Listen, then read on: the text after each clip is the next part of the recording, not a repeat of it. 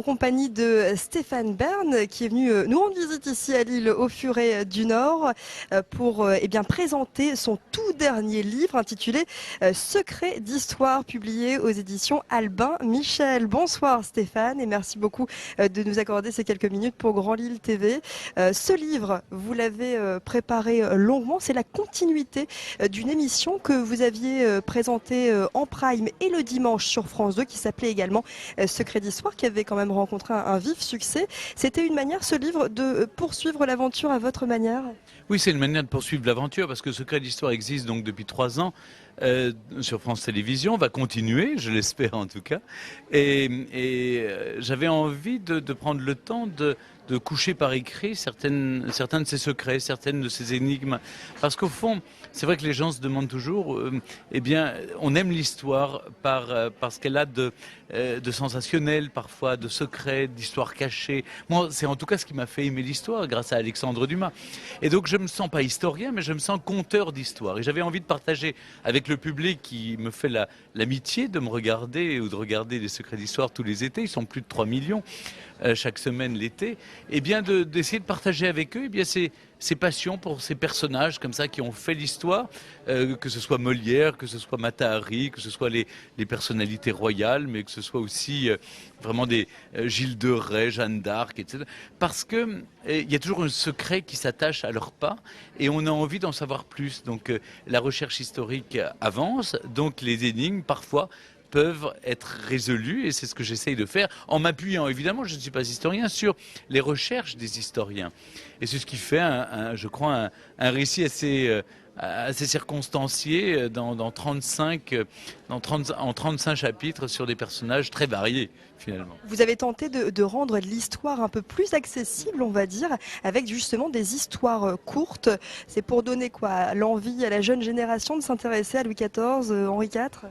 Écoutez, oui, j'ai envie de donner à la jeune génération le goût de l'histoire. Je suis effrayé de constater que la jeunesse française, à la fois parfois par l'enseignement, et j'ai vu les programmes où il y a certains chapitres de l'histoire qui sont laissés pour la fin de l'année ou qui sont mis de côté, et d'autre part parce qu'il y a une question de coefficient, d'utilité. Il vaut mieux travailler les maths et la physique si vous êtes en section scientifique, hein, c'est plus rentable que de travailler les langues étrangères et l'histoire. Donc l'histoire est un peu le parent pauvre de l'enseignement en France, alors que c'est ce qui va nous permettre plus tard d'être des citoyens responsables. Tout peuple qui ne connaît pas son histoire ne peut pas prévoir son avenir.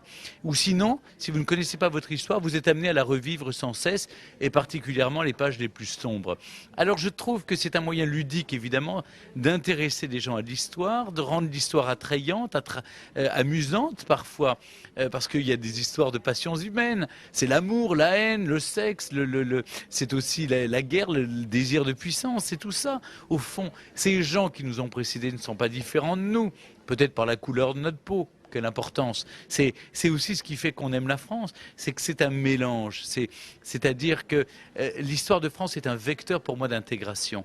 Qui que nous soyons, d'où que nous venions, eh bien, si on aime cette histoire, si on se l'approprie en quelque sorte, comme on s'approprie sa langue et sa culture, eh bien, on s'intègre à ces 1000 ans d'histoire. Et c'est ce que j'ai voulu raconter à travers des énigmes, parce que c'est une des clés d'entrée. C'est pour ça qu'il y a le trou d'une serrure sur la couverture, parce que c'est une des clés d'entrée facilement dans l'histoire. C'est de partir de la petite pour arriver à la grande, c'est de partir des secrets d'histoire pour arriver à aimer la grande histoire. Vous l'avez dit, vous n'êtes pas historien, vous vous considérez comme un conteur d'histoire. Vous avez en plus une formation de commerce, puisque vous avez fait une école de commerce à Lyon. Comment vous vous êtes entouré pour écrire ce livre? Entouré d'historiens peut-être? Oui, c'est ça, quand vous avez la chance de faire des émissions de télévision avec sur une grande chaîne, vous avez forcément, vous faites appel aux plus grands historiens, ceux qui en tout cas ont fait avancer la recherche historique. Donc ma position dans la presse écrite, à la radio, fait que très volontiers ils me donnent leurs témoignages. Et donc je me nourris de leur savoir, et ensuite, comme la chouette, je travaille, j'avale tout ça, et puis j'essaie de recracher des histoires qui sont accessibles au plus grand nombre.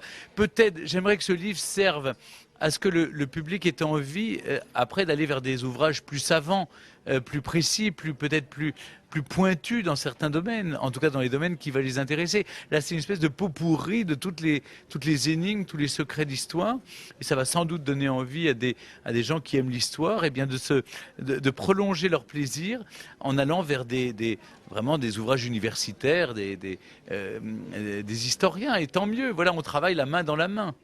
Et vous vous êtes intéressé non pas qu'à l'histoire de France, à l'histoire du monde, puisque on part notamment en Russie par exemple. Écoutez, oui, moi, vous savez, j'ai un passeport depuis que je suis gamin et j'adore voyager. Donc l'histoire, elle est partout passionnante. Elle est passionnante en France, mais elle est passionnante partout en Europe.